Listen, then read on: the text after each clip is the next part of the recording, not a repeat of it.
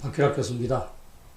이전에 한미동맹에 이어서 이번에는 한중관계를 설명드리고 다음에는 한일관계를 설명드리고자 합니다. 저는 한중관계는 이루어질 수 없는 사랑으로 이야기하고 있습니다. 현 정부와 좌파 인사들은 한미동맹을 소홀히 하는 대신에 한중관계를 강화하는 데 노력하고 있습니다. 명문으로는 미국과 중국 사이에서 균형자 역할을 한다는 것이고 실제로는 한미동맹을 한중관계로 대체한다는 보관입니다. 그러나 한중관계는 이루어질 수 없는 사랑입니다.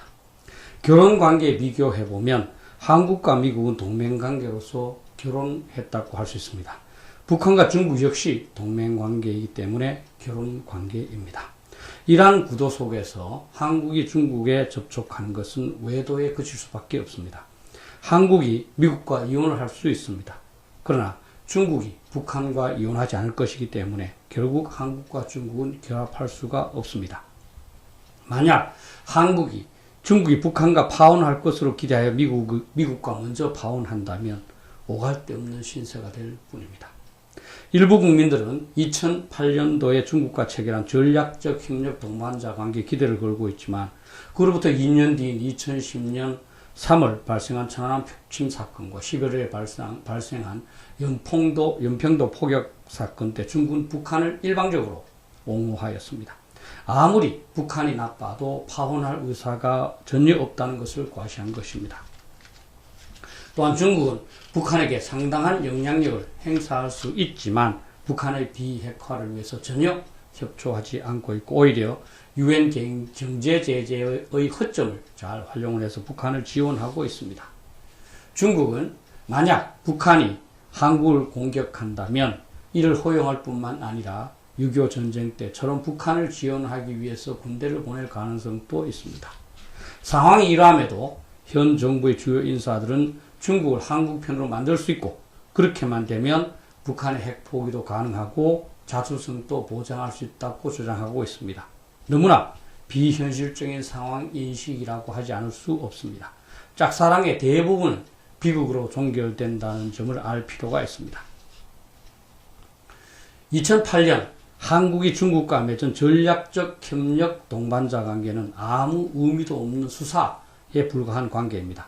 동맹은 동맹국이 공격을 받을 경우 내가 공격받은 것으로 간주해서 함께 방어하겠다는 약속으로서 양국이 흥망을 함께 하겠다는 결의로 맺어진 아주 강력한 협력 관계입니다.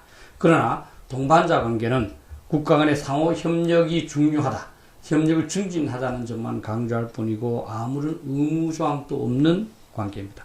중국은 1993년 브라질과 동반자 관계를 시작한 이후 50개가 정도와 이 관계를 체결하고 있습니다. 그러나 통상적인 관계 이외에 특별한 것은 아무것도 없습니다. 북대서양 조약, 즉 나토에서도 과거 동구권 국가들을 대상으로 중국과 유사한 동반자 관계를 활용하고 있습니다. 그런데 나토에서는 동반자 관계는 북대서양 조약 5조, 즉 회원국, 일개 회원국에 대한 무력 공격은 전체에 대한 무력 공격으로 간주해서 대응하겠다는 그 5조를 적용하지 않는 관계로 정의하고 있습니다. 상호 지원의 의무가 없는 형식적인 관계인 것이죠. 오히려 중국은 한국과의 이 동반자 관계를 과거 한중 간에 있었던 조건 관계의 부활로 인식하는 것 같습니다. 당시 중국은 조선의 상위 국가로서 왕과 왕세자의 임명 등 조선의 국사에 관여했습니다. 이 동반자 관계가 그것을 복원한 것으로 중국은 생각하는 것 같다는 겁니다. 그래서 중국은 한국에게 사드 배치를 허용하지 말 것을 요구하였고 그것이 과학적으로 근거 없음에도 불구하고 조공국인 한국이 자신의 말을 듣지 않는다고 생각하면서 자신이 왜 반대하는가에 대한 이유도 설명하지 않은 채 경제 제재를 가하는 등 압박했습니다. 객관적으로 볼 때 한중 관계가 앞으로 나아질 개연성도 없습니다.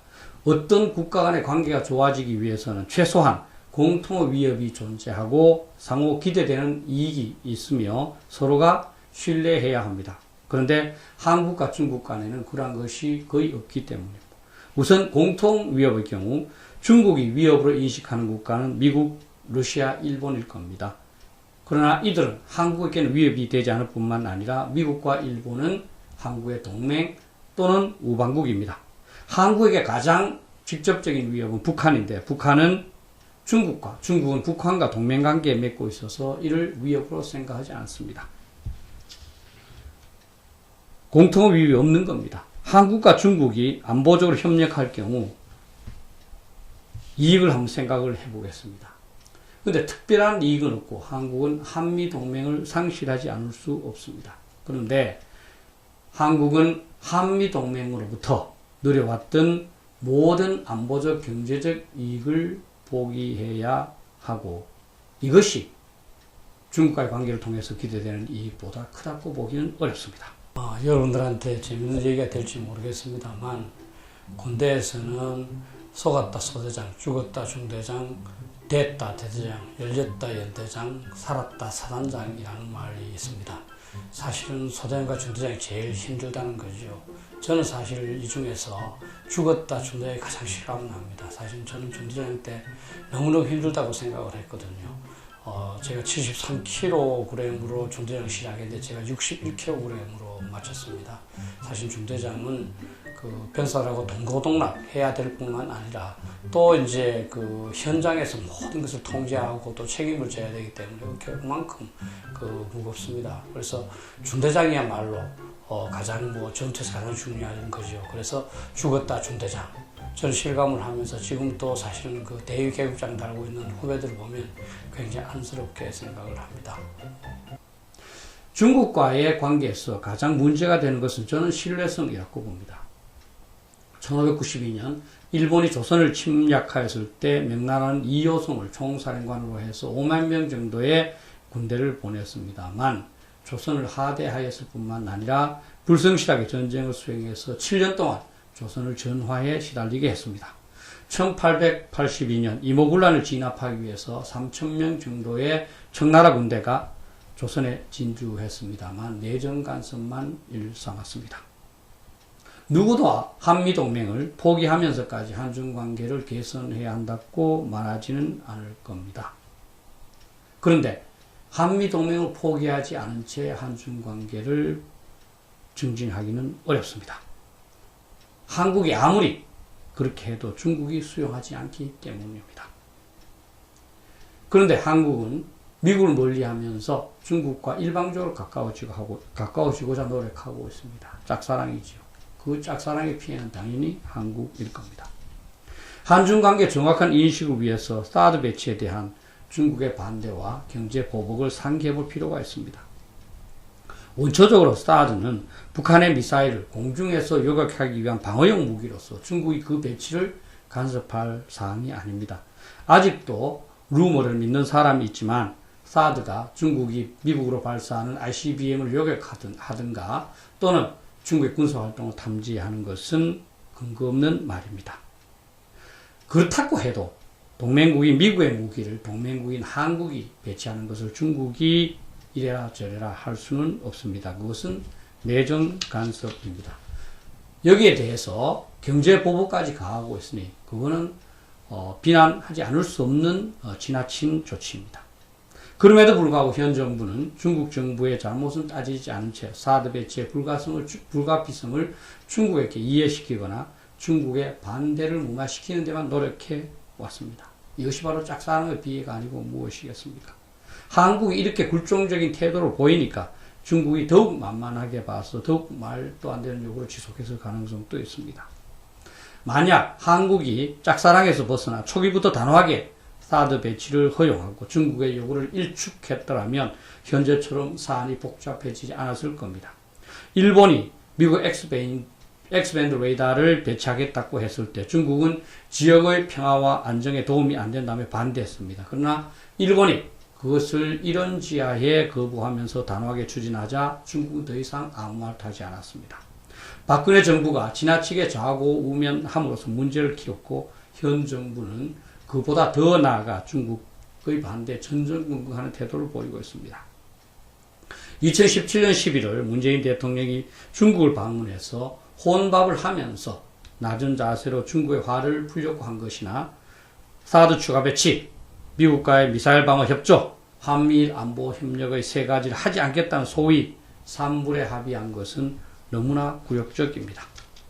국민들의 반성이 필요한 점도 있습니다. 왜냐하면 사드 배치에 대한 중국의 반대는 한국 내에서 벌어진 사드 논란에 영향을 받은 측면이 있기 때문입니다.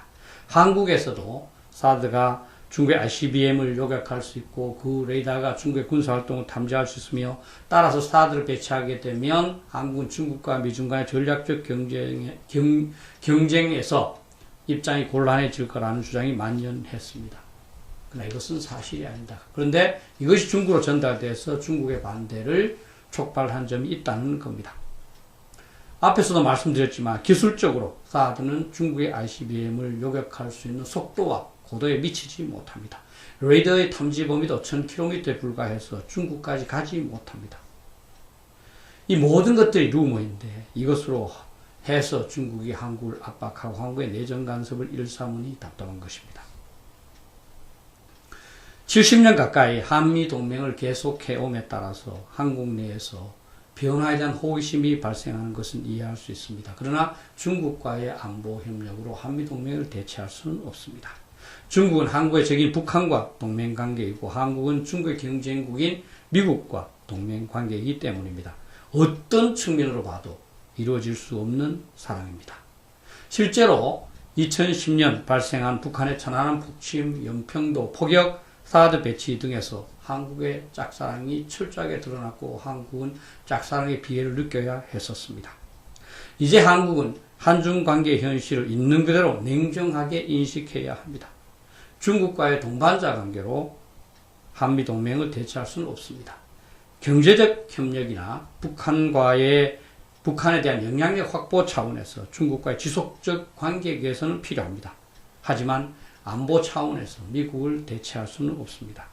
오히려 한국이 한미 동맹을 강화시킬수록 중국은 한국을 만만하게 보지 않으면서 한국과의 관계를 증진하고자 노력할 것입니다. 짝사랑은 끝내야만 합니다. 감사합니다.